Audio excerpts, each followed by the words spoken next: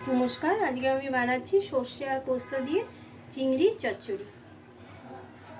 এই জন্য কী কী উপকরণ লাগবে: চিংড়ি মাছ নুন হলুদ মাখানো,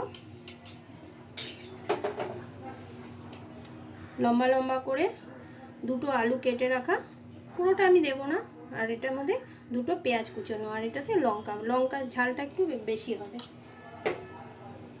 আর এটার মধ্যে পোস্ত আর সর্ষে নুন দিয়ে বেটে নিয়েছি।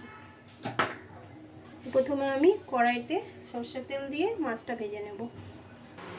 কড়াইটা গরম হয়ে গেছে, এর মধ্যে আমি সর্ষের তেল দিয়ে মাছটা ভেজে নেব।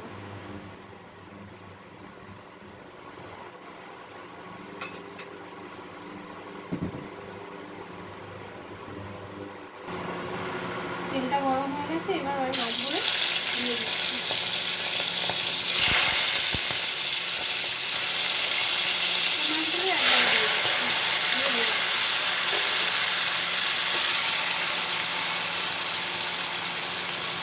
মাছটা ভালো মতো ধরে নেব। চিংড়ি মাছটা আমার ভাজা হয়ে গেছে, এবার আমি এটা তুলে নেব। চিংড়ি মাছটা আমি উঠিয়ে নিয়েছি। এবার এই কড়াতে আমি তেল দিয়ে আলু পেঁয়াজটা ভেজে নেব।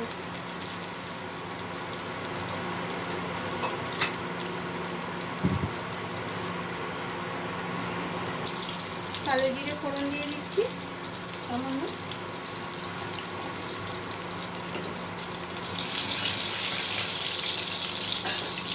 কুচনো আলুটা দিয়ে দেবো। আলুটা পুরোটা দেবো না, বাস এতটাই দেবো, আর এটা রেখে দিলাম। আর এর মধ্যে কুচনো পেঁয়াজটা একবারেই দিয়ে ভেজে নেব।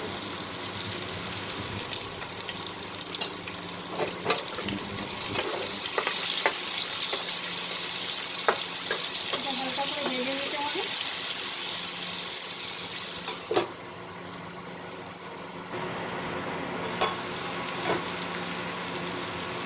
আলু পেঁয়াজটার মধ্যে আমি স্বাদ মতো নুন দিয়ে দেবো,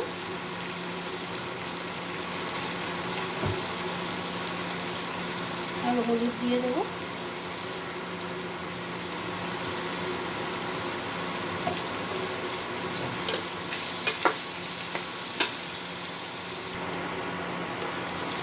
এর মধ্যে লঙ্কাগুলো মিলিয়ে দেবো।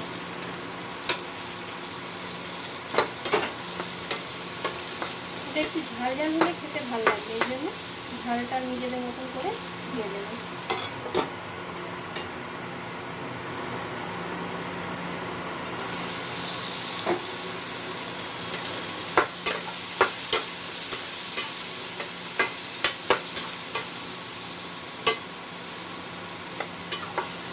এটা আরেকটু ভাজতে হবে, আলুটা ভাজা হয়নি এখন।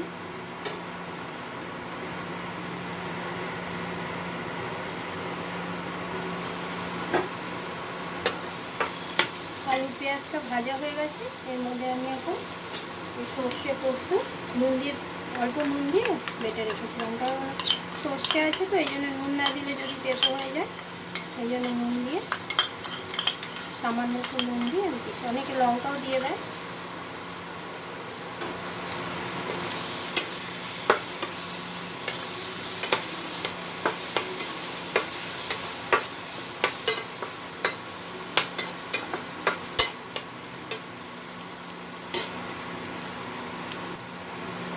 এবার এটার মধ্যে আমি জলটা দিয়ে দিচ্ছি।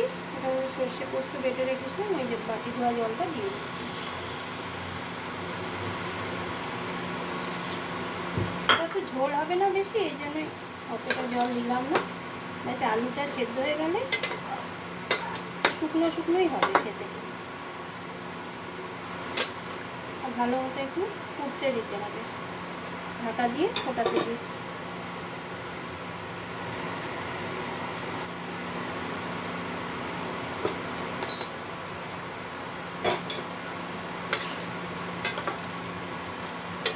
আলুটা সেদ্ধ হয়ে গেছে, এবার আমি চিংড়ি মাছটা এর মধ্যে দিয়ে দেবো।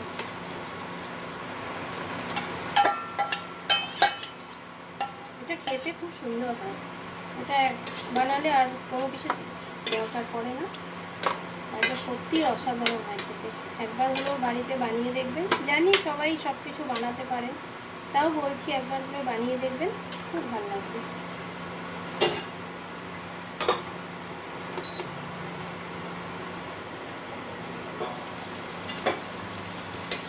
ঝোলটা অনেকটাই শুকিয়ে এসছে, এবার আমি নামিয়ে দেবো।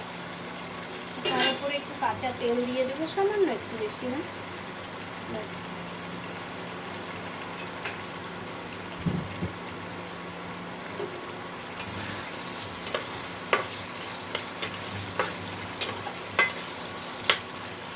এবার ঢাকা দিয়ে রাখবো, তারপরে সার্ভ করে দেবো। এবার আমি সার্ভ করে নেব রান্নাটা।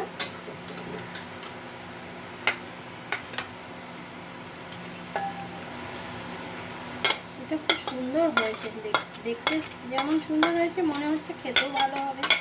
একবার হলেও বানিয়ে দেখবেন। আর আমার চ্যানেলটাকে প্লিজ একটু লাইক করবেন, শেয়ার করবেন, আর কমেন্টে কিছু লিখবেন, ভালো মন্দ যাই হোক।